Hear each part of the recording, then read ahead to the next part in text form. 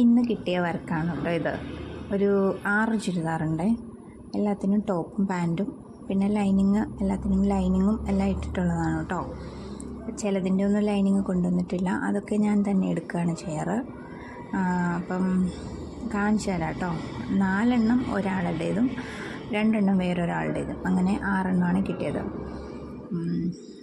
ഇന്നിപ്പോൾ രാവിലെ വന്ന് കഴിഞ്ഞപ്പോൾ കിട്ടി. പിന്നെ സ്കൂളിലൊന്ന് പോകണം. എനിക്ക് സ്കൂളിൽ ഒരു മീറ്റിങ്ങിന് പോയില്ലായിരുന്നു, അതുകൊണ്ട് സൈൻ ചെയ്യാൻ വേണ്ടിയിട്ട് സ്കൂളിലും ഒന്ന് പോകണം അതിനിടയ്ക്ക്.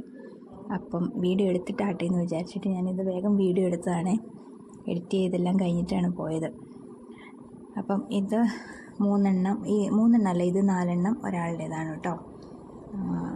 ഈ ഒരു പീസ് ഞാൻ തുറന്നു നോക്കിയില്ലായിരുന്നു, അപ്പോൾ അതുകൊണ്ട് ഇപ്പോൾ അതെങ്ങനെയാണ് അതിൻ്റെ ഫ്രണ്ടിലൊക്കെ വർക്ക് ഉണ്ടോയെന്ന് നോക്കുമായിരുന്നേ. ഗ്രീൻ കളറിലുള്ള അതിനകത്തൊരു ചെറിയ വർക്ക് വന്നിട്ടുണ്ട്, പെയിൻറ്റ് പോലെ എന്തോ. ചന്തേരി സിൽക്കാന്ന് തോന്നുന്നു കണ്ടിട്ട് തുണി. അപ്പം ഇത് 4 ഒരാളുടേത്, മറ്റേത് 2 വേറൊരാളുടേത്. കുറേ പേര് എനിക്ക് മെസ്സേജ് അയച്ചായിരുന്നു കേട്ടോ. ചേച്ചി എന്താ സാധാരണ ചുരിദാർ മാത്രമാണ് തയ്ക്കുള്ളൂ, കല്യാണത്തിൻ്റെ വർക്കൊന്നും മേടിക്കാറില്ലേ? അതായത് ഈ കുറച്ച് ഹെവി ആയിട്ടുള്ള സംഭവങ്ങളൊക്കെ അതൊക്കെ മേടിക്കാറില്ല എന്നൊക്കെ ചോദിച്ച് എനിക്ക് കുറച്ച് പേര് മെസ്സേജ് അയച്ചായിരുന്നു. ഞാൻ ഒറ്റയ്ക്ക് ഇരുന്ന് തയ്ക്കുമ്പോൾ എനിക്ക് ഈ കുറച്ച് കൂടുതലുള്ള വർക്കൊന്നും ഞാൻ എടുക്കാറില്ല. കാരണം പിന്നെ ഈ മുത്തും കല്ലൊക്കെ ഒട്ടിച്ച സംഭവങ്ങളും അങ്ങനത്തെ തുണികൾ അതൊന്നും ഞാൻ മേടിക്കില്ല.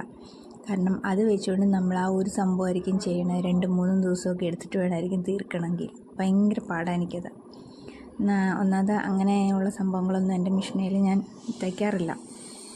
അപ്പം അതുകൊണ്ട് പിന്നെ അതുപോലെ തന്നെ ഇരുന്നാണല്ലോ തയ്ക്കുന്നത്, അപ്പം വലിയ പാടാണ്. ഒരു ലെഹങ്കയൊക്കെ മേടിച്ച് കഴിഞ്ഞാൽ അതും വെച്ചുകൊണ്ട് കുറേ നേരം അങ്ങനെ നമുക്ക് സമയം കളഞ്ഞിരുന്നാൽ ശരിയാവില്ല. പിന്നെ ടെൻഷനായി തലവേദനയായി. അതിലും ഭേദം തുണി നോക്കിയിട്ടേ ഞാൻ മേടിക്കുകയുള്ളൂ.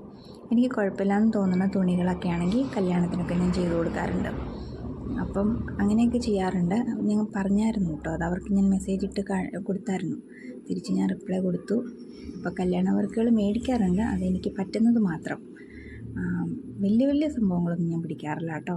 പിന്നെ ഒരു കല്യാണത്തിന് തന്നെ ഒത്തിരി കുറേ കൊണ്ടുവരുമ്പോൾ അതൊന്നും എനിക്ക് പറ്റത്തില്ല. ഒറ്റയ്ക്കല്ലേ ഉള്ളൂ. അപ്പോൾ ഇന്നത്തെ വീഡിയോ ഇത്രയേ ഉള്ളൂ കേട്ടോ.